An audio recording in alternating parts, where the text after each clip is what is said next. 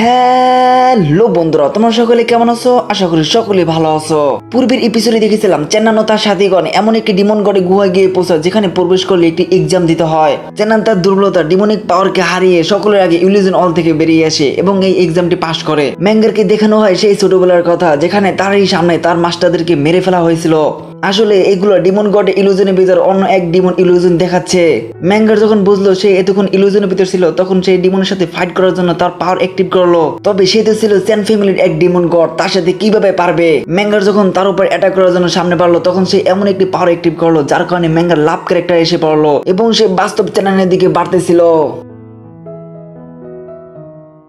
ম্যাঙ্গার ইলুশনের ভিতর ভালোবাসার প্রতি এতটাই মাতাল হয়ে গেছিল যে সেই চেন্নানের উপর হাত বুলিয়ে দিচ্ছে তাকে খুশি করার জন্য, তাকে ইন্ট্রোডিউস করার জন্য, তার সাথে মিলন করার জন্য। চেন্নান তো পুরো অবাক হয়ে যায়, কেননা যে মেয়েটি এতক্ষণ তার শত্রু ছিল, তাকে মারার চেষ্টা করছিল, সেই মেয়েটি এখন তাকে ইন্ট্রোডিউস করার চেষ্টা করতেছে। চেন্নান তো ম্যাঙ্গারকে বারবার বলতেছে তুমি এটা কি করতেছো, কিন্তু ম্যাঙ্গার তো কোনো রকম হুঁশই ছিল না। তার আলতো হাতের মাধ্যমে, তার মুখের গুনগুন গানের মাধ্যমে ভালোবাসা ছড়াচ্ছিল। এমনকি চেন্নানের পোশাকটাও খুলে ফেলে। চেন্নান বলতেছে ম্যাঙ্গার দেখো তুমি একটা ইলুশনের ভিতরে আটকা পড়ে আছো, তুমি হুশে ফিরে আসো, শান্ত হও, নয়তো পরে বড় একটা সমস্যা হতে পারে। চেন্নান নিজেকে কোনো রকমই বাঁচাতে পারতেছে না, কেননা তার সমস্ত শরীর অবশ হয়ে গেছে, তার শরীর কোনো অংশে মুভ করতে পারতেছে না। ম্যাঙ্গার তো কোনো রকম হুশই ছিল না, সে তো ভালোবাসার প্রতি আরো মাতাল হয়ে চেন্নানের উপরে উঠে বসে। তারপর আমাদেরকে দেখানো হয় চেন্নানের স্পল বল, যেখানে দুইটি এনার্জি বল গোল গোল ঘুরতেছে এবং তার হার্টবিট অনেক বাড়িয়ে দিচ্ছে। সব থেকে আশ্চর্যজনক কথা তো এটাই, ডিমন গড এটা দেখে হাসতেছে এবং বলতেছে এবার দেখি তোমরা এখান থেকে কিভাবে বেঁচে ফিরতে পারো। চেন্নান তো দুনো দিক দিয়ে ফেসে গেছে, একদিকে তার হার্টবিট অনেক বেড়ে গেছে, অন্যদিকে তার শরীরে কোনো অংশে মুভ করতে পারতেছে না। চেন্নানের স্পল ওয়ার্ল্ডে যে দুটি এনার্জি বল ছিল হঠাৎ তা কিছুটা পাওয়ার অ্যাক্টিভ করে, যে পাওয়ারের কারণে ডিমন গডের মাথা ঘুরতে থাকে। তখন ডিমন গড কিছুটা বুঝতে পারে এই যে চেন্নানকে দেখতেছে এই চেন্নানের পরিচয় অন্য কিছু, সেও আমার মতোই 10,000 বছর আগে মারা গিয়েছিল এবং তাকে কোনো এক শক্তি আবার জীবিত করে দেয়। তার ভিতরে এমন কিছু শক্তি অনুভব করতেছি যে শক্তিটা তার নয়, অন্য কারো শক্তি। এটা তো নিশ্চিত তাকে যে জীবিত করেছে সে অনেক শক্তিশালী এবং তাকে জীবিত করার পিছনে কোনো একটা খতরনাক প্ল্যান আছে। হয়তো তার মাধ্যমে কেউ একজন রিভাইভ হইতেছে বা কেউ একজন শক্তি বাড়াইতেছে। অর্থাৎ চেন্নানকে যদি আমি একটা জীবিত লাশ বলি তাহলে আমার কোনো ভুল হবে না। পাওয়ারটি তো আরো বাড়তেছে, যে কারণে ডিমন গডের অবস্থা তো অনেকটাই খারাপ হতে লাগলো। ম্যাঙ্গার তো কোনো রকমই পিছপা হইতেছে না, চেন্নানকে ইন্ট্রোডিউস করার চেষ্টা করতেছে।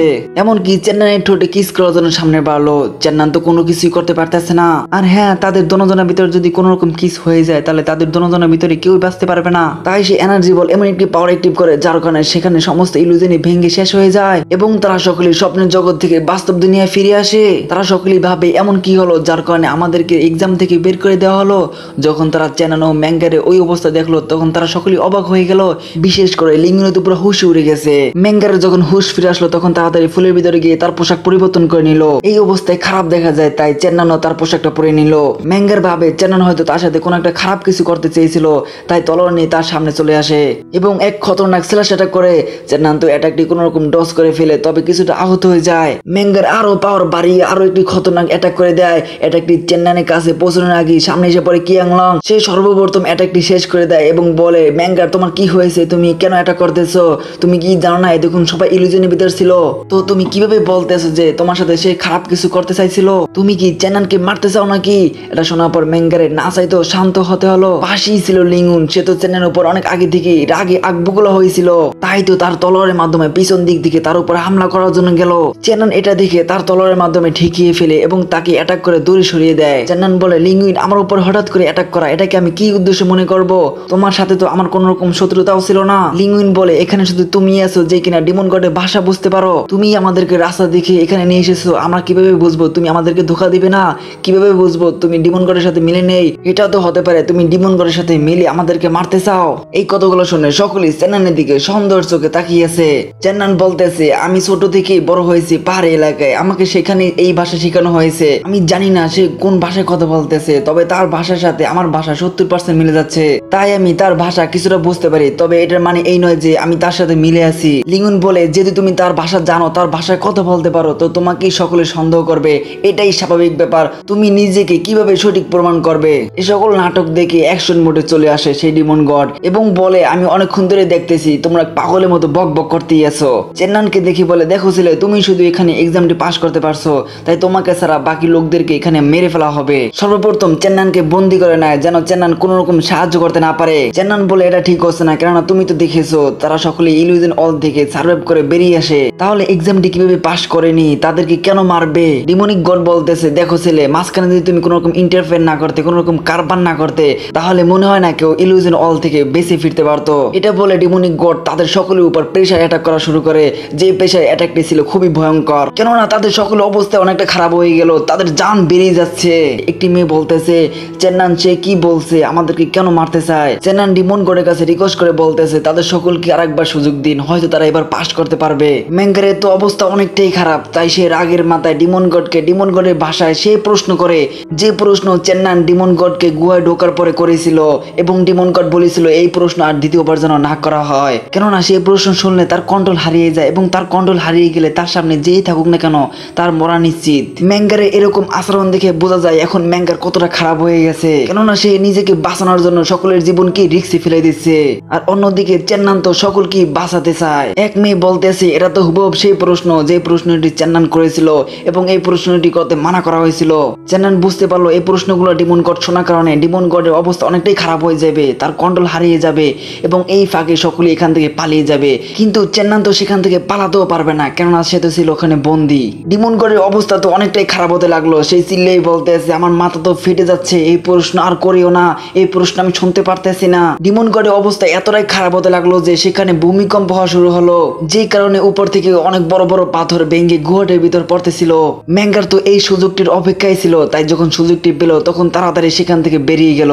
কেরালা তো অবাক হয়ে তাকিয়ে আছে, তখনই একটি চিৎকারের আওয়াজ পেল, সেই চিল্লানো আওয়াজটি তো ছিল লিজার। আসলে লিংউইন নামের সেই ছেলেটি কিছু সেকেন্ডের ভিতর লিসা এবং তার ভাই থনকে মেরে ফেলেছিল। এটা দেখার পর সকলেই তো অবাক হয়ে যায়। লিংউইন যাদেরকে মেরেছিল তাদের এনার্জি দিয়ে একটি ফরমেশন তৈরি করে, এটা ছিল লিং ফ্যামিলির এক গোপন টেকনিক। আসলে তারা যখন কোনো বিপদে পড়ে তখন তারা এই টেকনিক বা এই ফরমেশন ব্যবহার করে তারা সেখান থেকে তাড়াতাড়ি বেরিয়ে আসতে পারে। আর এখানে সেটি হলো লিংউইন সেই ফরমেশনটি ব্যবহার করার কারণে চোখের পলকেই সেখান থেকে বেরিয়ে যায়।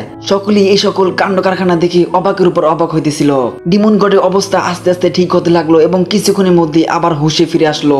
যখন দেখলো দুইটা লোক সেখানে মরে পড়ে আছে এবং দুইটা লোক সেখান থেকে চলে গেছে, তখন ভাবলো এখানে যে লোকগুলো আছে তারা তার সাথে মজা করেছে, যে প্রশ্নটি করতে মানা করা হয়েছিল সেই প্রশ্নটি করেছে, তাই তাদেরকে শিক্ষা দেওয়ার জন্য ডিমন গড তাদের সকলের উপর একটি ভয়ঙ্কর অ্যাটাক করে।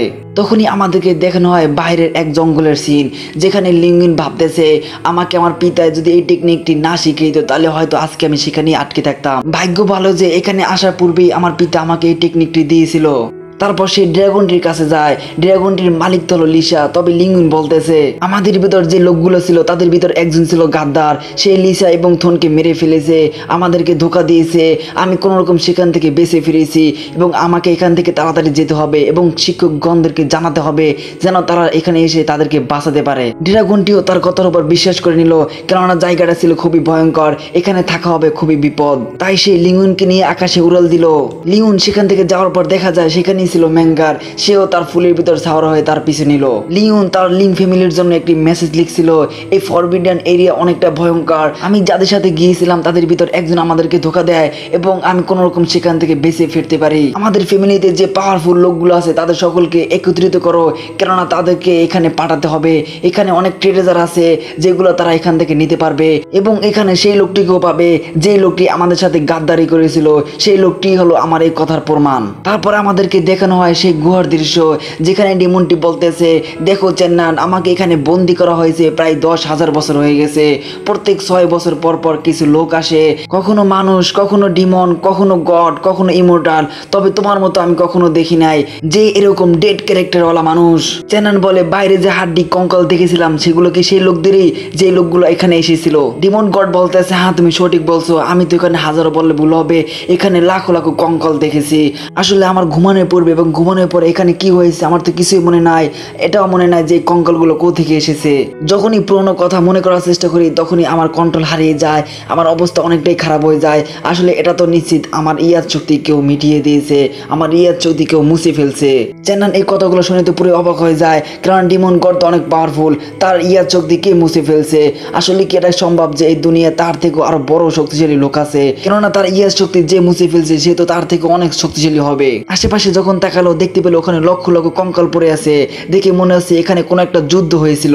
যুদ্ধের ময়দানে হঠাৎ এমন একটি ঘটনা ঘটে বা এমন একটি অ্যাটাক এসে পড়ে যে কারণে সকলেই মারা যায়। ডিমন গড বলতেছে হয়তো তোমার কথা সঠিক হবে, তবে আমার এই বিষয়ে কোনো ধারণা নাই, আমার এই বিষয়ে কোনো কিছুই মনে নেই। চেনান বলে তাহলে আমাকে এটা বলো যে এই গুহার ভিতর আর কি কি আছে। ডিমন গড বলে এখানে আরো অনেক শক্তিশালী গড শুয়ে আছে, এমনকি তুমি বিশ্বাস করবে না যে আমার থেকে অনেক শক্তিশালী অনেক পাওয়ারফুল গড শুয়ে আছে। চেনান বলতেছে তুমি যেহেতু বলতেছো এই গুহার ভিতরে অনেক পাওয়ারফুল অনেক শক্তিশালী ডিমন শুয়ে আছে, অনেক গড শুয়ে আছে, তার মানে গুহাটি পরিদর্শন করা আমার জন্য এখন কোনোভাবেই ঠিক হবে না, তাই অন্য কোনো দিন এসে পরিদর্শন করব। আচ্ছা তুমি আমাকে এটা বলো, তুমি তো অনেক শক্তিশালী, আমি তো দেখতেছি তোমার কোনো শক্তির তুলনায় নেই, তাহলে তুমি কেন এখান থেকে বাইরে হতে পারতেছো না? ডিমন গড বলে আমার শরীর আমার বডি অনেক আগেই মারা গেছে, আমার আত্মাটাই শুধু এখানে আটকা পড়ে আছে। মাঝে মধ্যে ভাবি আমি হলাম এখানে গার্ডিয়ান, আমাকে এই জায়গাটা রক্ষা করতে হবে, এই জায়গাটায় কোনোভাবেই ধ্বংস হতে দেওয়া যাবে না। আবার ভাবি আমি এই জায়গাটা কেন রক্ষা করতেছি, এই জায়গাটার কেন গার্ডিয়ান হয়ে বসে আছি। আর এই সকল প্রশ্নের উত্তর আমি জানি না, আর এই সকল প্রশ্নের উত্তর জানতে হলে আমাকে অতীত জানতে হবে, আর অতীত তো আমি ভাবতেই পারি না। হয়তো এই জায়গাটা রক্ষা করার জন্য আমাকে আবার জীবিত করা হলো, তবে আমি শিওর না, তবে আমি এটা বলতে পারি না কেন আমাকে আবার জীবিত করা হয়েছে।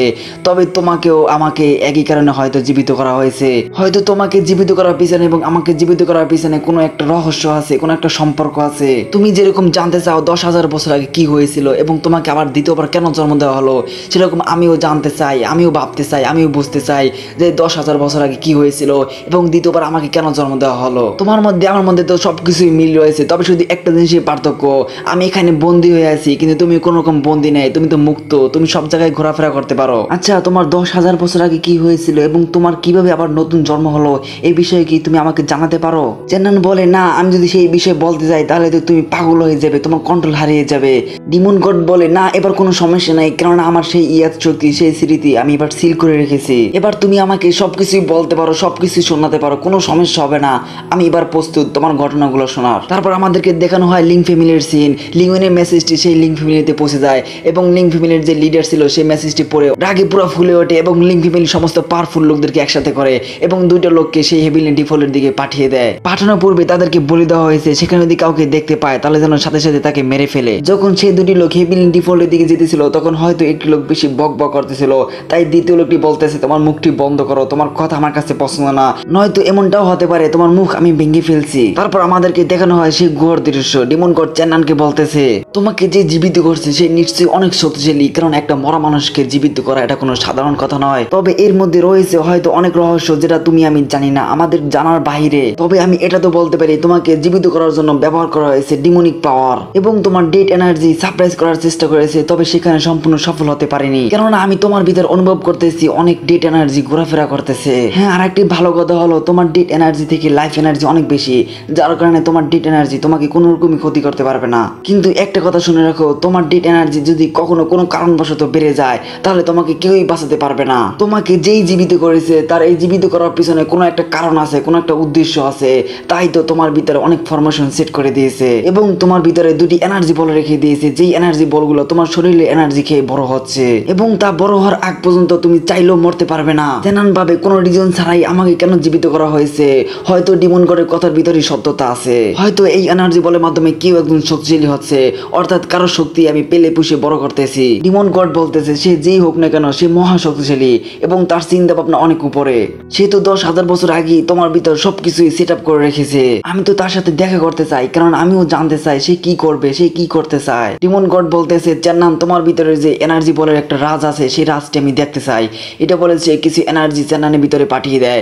চেন্নানের ভিতরে যখন সেই এনার্জি প্রবেশ করে তখন চেন্নানের মাথা ঘুরতে থাকে এবং সেখানে সে অজ্ঞান হয়ে পড়ে যায়। চেন্নানের ভিতর থেকে বেরিয়ে এসে সে জেটুই যা কিনা সেই এনার্জি বলের শক্তি বাড়িয়ে দিচ্ছে। ডিমন গডের এনার্জি ভিতরে প্রবেশ করার কারণে সেই এনার্জি বলগুলো তার সাথে ফাইট করে, এমনকি তাকে হারিয়েও দেয়। ডিমন গড তো কোনোভাবে হার মানতেছে না, তাই তো সে কিছু এনার্জি আবারও তার ভিতরে পাঠিয়ে দেয়, কিন্তু সেই এনার্জি বলগুলো তাকে হারিয়ে দেয়।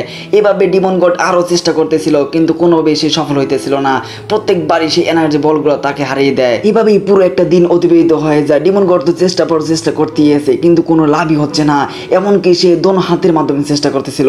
যখন দেখলো এত চেষ্টা করার কারণে চেন্নানের ডেড এনার্জি বেড়ে যাচ্ছে তখন ডিমন গড বলতেছে চেন্নানের হুশ ফেরার আগেই তার ডেড এনার্জি সারপ্রাইজ করতে হবে, নয়তো পরে বড় একটা সমস্যা হতে পারে। এটা বলে কিছুক্ষণের মধ্যেই তার ডেড এনার্জি সারপ্রাইজ করে দিল। তারপর আমরা দেখতে পাই সেই দুটি লোক, সেই দুটি শিক্ষক প্রায় হেভিলি ডিফল্টের কাছাকাছি পৌঁছে গেছে। অন্যদিকে চেন্নানের ভিতর থেকে অনেক পাওয়ার বের হচ্ছে এবং সেই কিছুক্ষণের মধ্যে হুশে ফিরে আসে। চেন্নান ডিমন গডকে বলতেছে আসলে আমার সাথে হয়েছিল কি, আমি অনুভব করতেছি যে আমার ভিতরে কিছুটা পাওয়ার বেড়ে গেছে। ডিমন গড জেটরি দেখে বলতেছে এই জিনিসটা কি, এটা তুমি কোথায় পেয়েছো, এটা তো অনেক পাওয়ারফুল। চেন্নান বলে এটা আমি একটা খাস জায়গার পানির নিচে পেয়েছি। তখনই সেখানে ভূমিকম্প হওয়া শুরু হলো। ডিমন গড বলতেছে তোমার ভিতরে আমি কিছু শোলকদাতা দেখতে পাচ্ছি, আমি তার উত্তর খুঁজতে চাই, আমি তার উত্তর জানতে চাই। তবে দুঃখজনক এটাই যে আমি এখন কিছুই করতে পারবো না, কারণ তুমি এখানে এসেছো পুরো 4 দিন হয়ে গেছে, এখন এই ফরমেশনটি বন্ধ হয়ে যাবে, তাই তুমি এখান থেকে চলে যাও, আমাকে অপেক্ষা করতে হবে তোমার জন্য, তোমার এই শোলকদাতার উত্তর খোঁজার জন্য। তবে কোনো চিন্তা করিও না, খুব শীঘ্রই আবার দেখা হবে। চেন্নান তো এটা শুনে পুরো অবাক হয়ে যায় যে এখানে এসেছে পুরো 4 দিন হয়ে গেছে। চেন্নান এখান থেকে যাওয়ার পূর্বে তাকে জিজ্ঞাসা করে আমার সাথে যে লোকগুলো এখানে ছিল তারা কোথায়। ডিমন গড বলতেছে তাদেরকে যেখানে পাঠানোর কথা আমি সেখানে পাঠিয়ে দিয়েছি। চেন্নান তাড়াতাড়ি সেই গুহা থেকে বের হওয়ার চেষ্টা করছিল, কেননা সেই গুহাটি কিছুক্ষণের মধ্যেই বন্ধ হয়ে যাবে। অনেক স্পিডে দৌড়াচ্ছিল, অবশেষে সেই গুহা থেকে অনেক কষ্টে বের হতে পারলো। কিন্তু যখনই গুহা থেকে বের হলো তখনই সেই লিং ফ্যামিলির 2জন শিক্ষক তার উপর হামলা করে দিল। সামনে এপিসোডে দেখতে পারবো সেই দুটি শিক্ষকের সাথে চেন্নানের অস্থির লেভেলের ফাইট। তো বন্ধুরা, তোমরা যদি সেই এপিসোডটি দেখতে চাও অবশ্যই চ্যানেলটি সাবস্ক্রাইব করে রাখো। এই এপিসোডটি তোমাদের জন্য গতকালকে দেওয়ার কথা ছিল, তবে অনেক অসুস্থ থাকায় দিতে পারিনি। আমার জন্য সকলে দোয়া করবেন যেন আমি তাড়াতাড়ি সুস্থ হতে পারি। আর হ্যাঁ বন্ধুরা, তোমাদেরকে আরেকটি কথা বলে রাখা ভালো, আলহামদুলিল্লাহ টুম অফ ফলেন গড সিজন 3 পুরো সব এপিসোড এক্সপ্লেন করা শেষ। তাই সামনের দিকে প্রতি সপ্তাহে একটি করে এপিসোড দিতে হবে, কেননা টুম অফ ফলেন গডস ডোঙ্গটি প্রতি সপ্তাহে শুক্রবার দিন নতুন একটি করে এপিসোড জাপানিজ ভাষায় রিলিজ করে। তাই আমি চেষ্টা করব তোমাদের জন্য নতুন এপিসোডটি শনিবার দিন এক্সপ্লেন করে দিতে। আর হ্যাঁ বন্ধুরা, তোমরা যদি এই বাকি দিনগুলো অন্য কোনো ডোঙ্গ দেখতে চাও সেটাও বলতে পারো।